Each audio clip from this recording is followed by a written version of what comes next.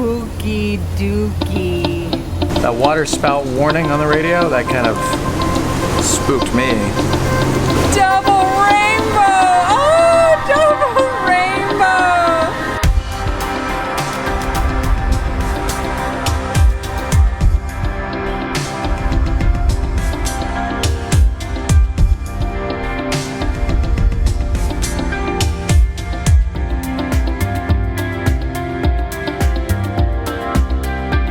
And just like that, our little stay in St. Augustine is coming to a close.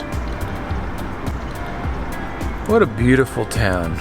We're kind of on center stage though, right next to the bridge. A little more activity than we're used to, but a nice change of pace too. Yeah, after so many weeks on the boat, it felt so good to walk around every day. Of course, hug some trees.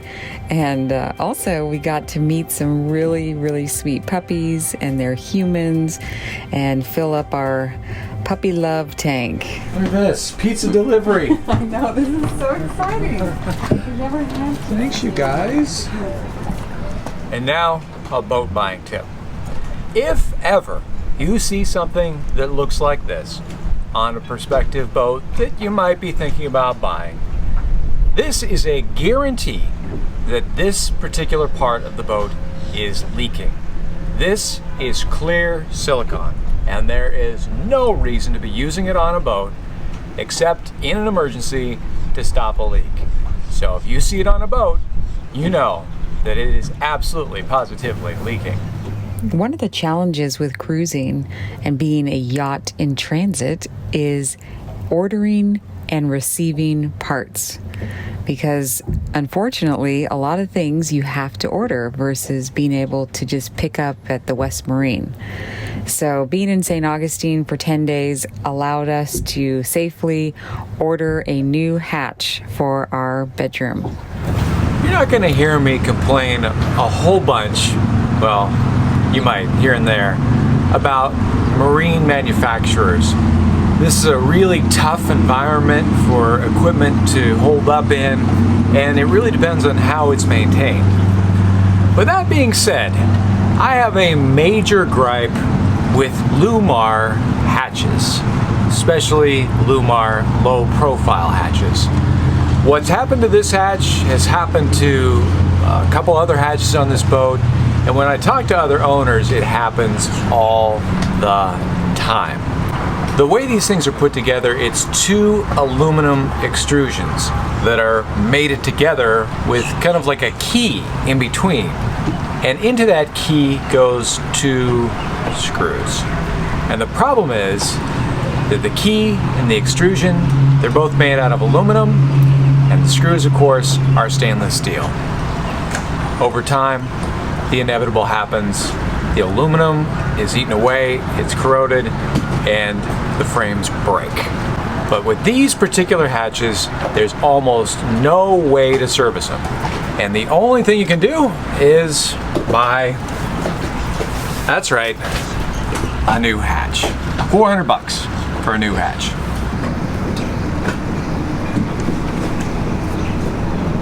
Nice. And while Nick did the hatch, I finally sewed this little red dress that I had been wanting to. Got my meteorologist on staff here looking at the weather. Yeah, just downloading little data. 200 miles entrance to entrance. We like to leave a couple hours on either end to get situated and get upstream. But we're going to be pushing it to get ahead of the next round of moisture, and I'm hoping we're going to average about 7.5 knots.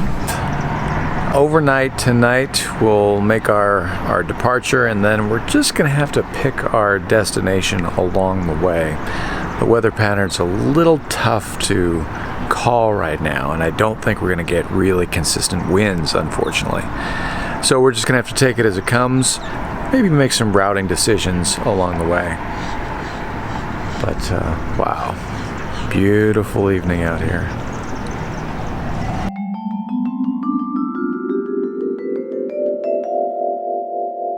Something I like to do before passage is make a bunch of hard-boiled eggs, and that's something we can easily grab and eat while we're on watch. I found it's best to put them in the water cold and bring it to a boil, and then take it off the heat and let it sit for 12 minutes, and then run it under cold water, and they turn out perfect. Little lasagna for tomorrow's passage. We are gonna leave maybe in the middle of the night, so this will be good for the next, 48-hour passage up to Charleston or beyond. Nothing gets you going like the smell of wet diesel exhaust at 3:30 in the morning. Winds are blowing offshore, pretty light. And we're gonna make our little getaway northbound, hopefully towards Charleston. May not make it all the way there. Another round of storms that may brew up, so we'll just take it as it comes. But Smoothies are a really good thing underway. Super easy, quick, filling, tasty. So yeah, just almond butter, a little yogurt, a little cold water, frozen berries, and this protein powder. Super great.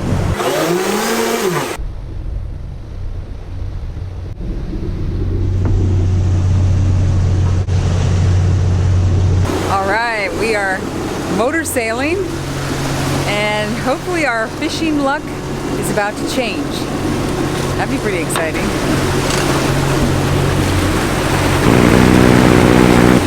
I don't remember the last time there was no wind. especially not when I thought there was gonna be some decent wind. I thought we were looking at a nice broad reach and about 13 knots. This boat will slide along pretty nice and comfortable in those conditions. It's a weird weather pattern. Totally weird. So faced with a lot of miles to go, about 140 miles to go, we're gonna take a break and wait for the wind. This time we're actually gonna go to St. Simon's. Yeah, St. Simon's is kind of a different part of the, would you call it a bay? I don't know. So we're going to a different spot that we haven't been before. Yeah. But yeah, the sounds of the engines, I just don't think I can take it for 24 hours. Yeah. No, burning all that fuel And plus, when you're not in a hurry, you know, there's no reason to really push it when you have to motor the whole time. when you're bringing your house with you, you're always at home. Back in the brunny again. You say, I hope to come back to Brunswick someday. I hope to cross the Gulf Stream again someday. Never say never. If you say never, you may eat your words.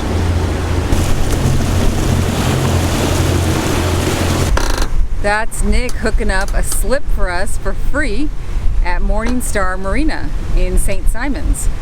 Sadly, our friends Dustin and Laura on Elpis had some mechanical issues off Jacksonville, so they had to turn into there, and they offered up their slip. So we're going to spend a couple days at the docks in St. Simon's.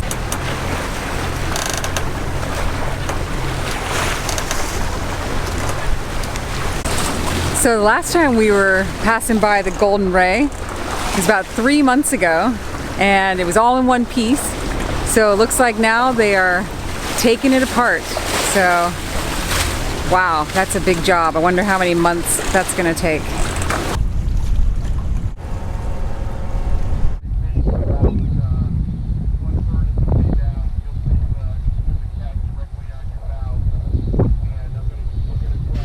These are the brand new docks at Morningstar Marina, and this was our first time here, and we were super impressed. The staff was really nice.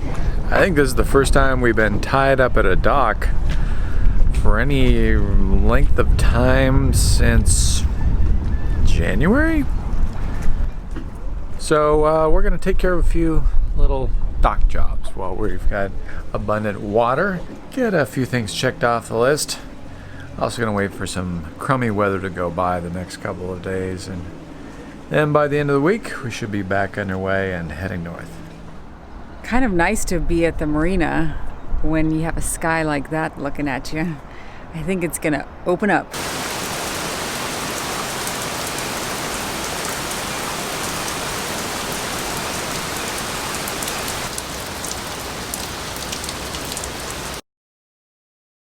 We are going for a bike ride. How long has it been since we went on a bike ride?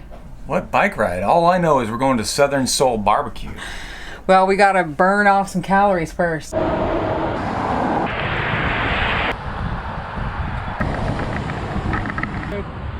you move it?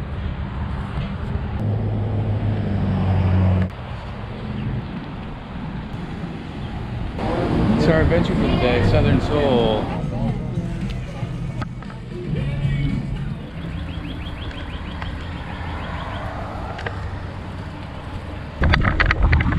If I had to narrow down what I miss most about life on land, it is this.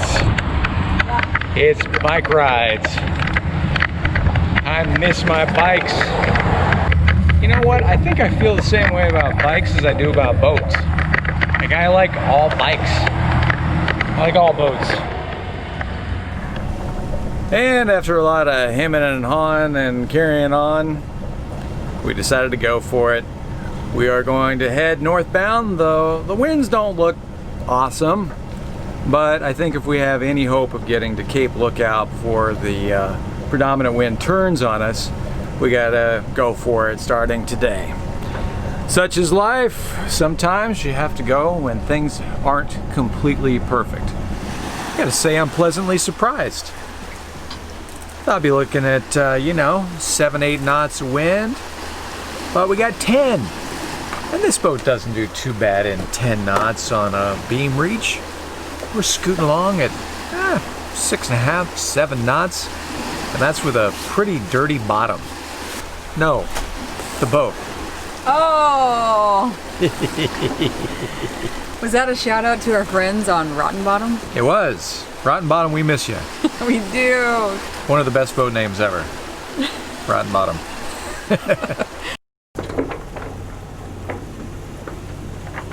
Sadly, there's no wind, so we gotta drop the sail.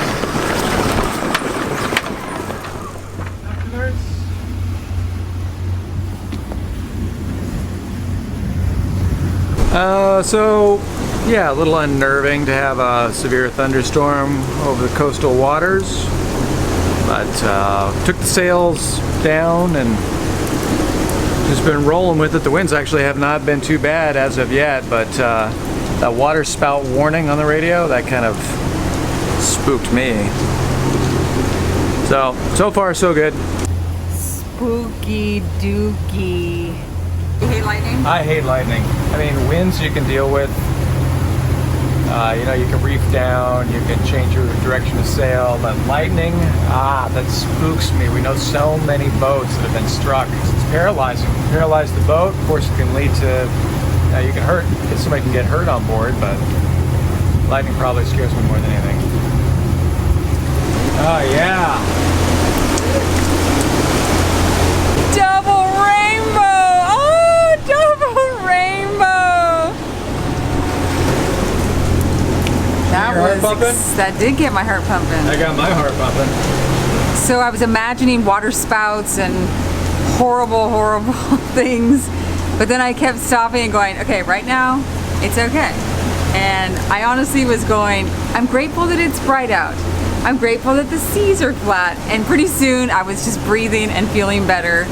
And I'm now surprised that it wasn't that bad. Wow. It was really that radio warning that got me. It turns out that was an automated severe thunderstorm warning.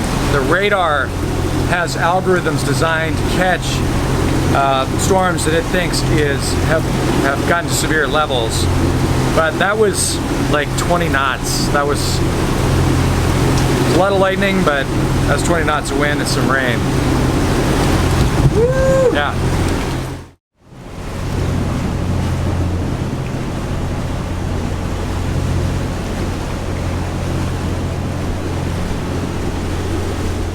That was way, way too much motoring. The winds have been crazy. Yeah, but it felt so good to get into Charleston, didn't it? What a weird weather year. We had an early tropical storm. In fact, Arthur, as it was called, really sent some swells our way. So we didn't have the wind, but we had the swells. Coming into the harbor felt really, really good. Yeah, and it's chilly now. It's continuing to be a weird weather pattern. So we're actually outside of Charleston now, getting ready for our next leg north, and who knows when that's going to happen. Fingers crossed we get a window here in the next few days. Yeah, I'm excited to check out Cape Lookout. It looks really beautiful. And then on to the Chesapeake. Yes. Big thank you to all of our patrons. You guys are fantastic, supporting not just us, but really the broader sailing community. And it's really meant a lot to us to see what's been done to support Patrick Childress Sailing and Rebecca from Brick House. Those guys are dealing with some serious issues down in South Africa. Do some quick Googling and you can find out what's going on there and find out how you can support them. Yeah, a big shout out to our Facebook group on the O'Kelly group for supporting them as well. So thank you, everybody. We're going to have a lot to talk about on our podcast this week. As you guys might know, that's more of a behind the scenes, personal sort of what's going on with us ramble of sorts. But we get into some topics there as well. But really, things moving fast and slow at the same time here aboard Clarity as we make our way north. It's almost June. I know. We got to get northbound. I know. Excited. Hope everybody's doing well out there, and we'll see you next week. See you next time.